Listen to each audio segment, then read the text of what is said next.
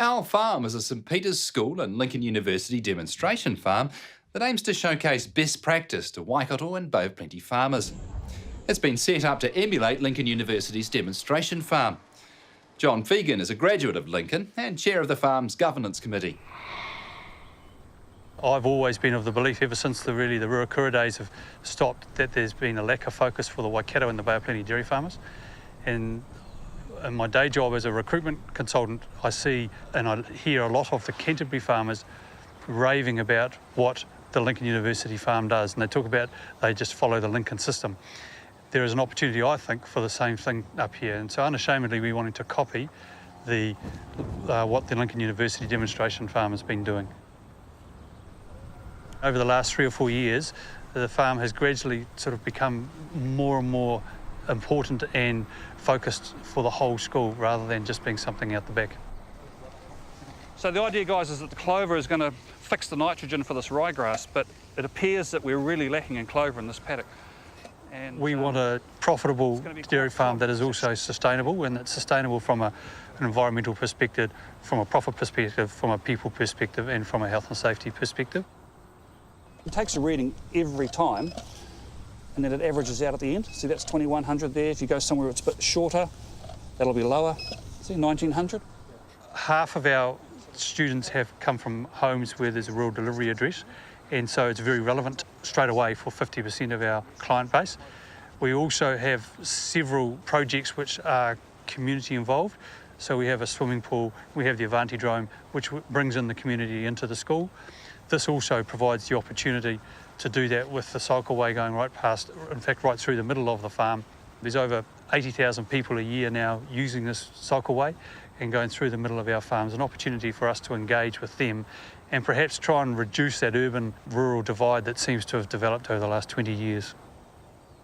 We hope to be able to have what I would call digital signboards. And so, for example, when the cows are in, for example, this paddock beside the cycleway, and it might be at mating time, so they'll have tail paint on them, then we can have the digital signboard in here explaining what all that means and why it's important for the cows to get pregnant again. Or if we had a crop in here, we can talk about what that is and why we're doing it. And so it can be very relevant to people. The advantage of it being a walkway and cycleway is we've got more time because they're not going as fast as when you're a car. So we actually have a reasonable amount of time to be able to engage with them and to hopefully educate them slightly. The farm is completely transparent, so all our financial information, all our physical data is put up onto the Our Farm website. We send out the notes of what's happening on the farm every week to the people that are subscribing, and so we're completely transparent about what we're doing here. One of the downsides of trying to do this over the last 3 years is that we need money, and not an insignificant amount of money to run it as a demonstration farm. We targeted 7 companies who we felt were relevant for us and who could add value for us and the farming community locally. Absolutely astounded and impressed that not one of them said no. And they've committed to 5 years, so they've committed for a long time and not an insignificant amount of money. So far they are just been very, very helpful in helping us get to where we want, but they're also very supportive in what we're trying to achieve in the big picture. We have 150 effective dairy hectares, about sort of 180 dairy hectares all up. We've got quite a bit of planted areas now. Milking 430. We probably winter about 440, 445, but peak milking is about 430.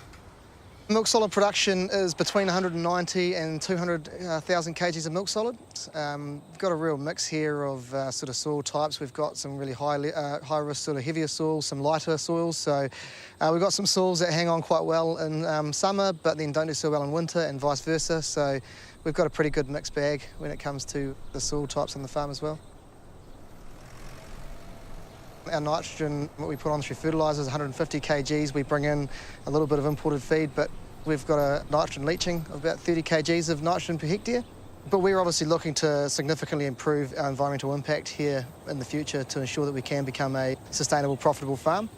One of the things that we're looking at doing at the moment is actually building a constructed treatment wetland, which is designed for the purpose of intercepting shallow groundwater. So it's basically a certain depth, width. The plants are a certain type that absorb the nitrate and emit them to the atmosphere in a non-toxic gas. And then hopefully, the theory is discharging a much cleaner water to the Waikato River. So if this works as a treatment option, it's going to be really good for a lot of farmers in terms of different options they've got available to manage their environmental impact.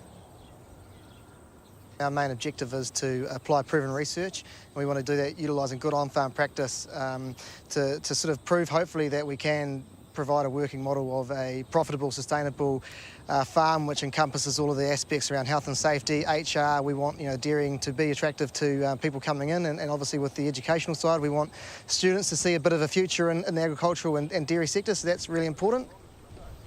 We're very fortunate with a lot of the crossover of subjects that we've got at the school. So we've started working obviously with agriculture and horticulture. They do a lot of practical exercises on the farm, but there's also a lot of opportunities for your geography around sustainability, biology around biodiversity, chemistry around water quality, even looking at getting the photography class down here to try and capture some more positive images around dairying so that we can try and actually start creating a more positive sort of feeling around dairy. So we're working really closely with the school. We're trying to work a lot closely with the community as well. We're going to have community planting days coming up with our constructed wetland, whereby members of the community will come in and help us plant. We want to have open days for all the members of the public in the future here as well. We are working with accounting, economics and business studies as well. There's a huge amount of overlap of where there is some really practical sort of examples that we can use from the dairy industry to really support some of the learning outcomes that they're trying to achieve. So certainly with the subjects that are on offer here and the opportunity for the farm to be able to engage and interact with those classes to provide some really practical examples to what they're learning in class is absolutely important. And I think agri managers, fertiliser reps, there's a huge sector that supports the dairy industry, which there's a lot of value to be added from actually practically understanding some of this stuff as well.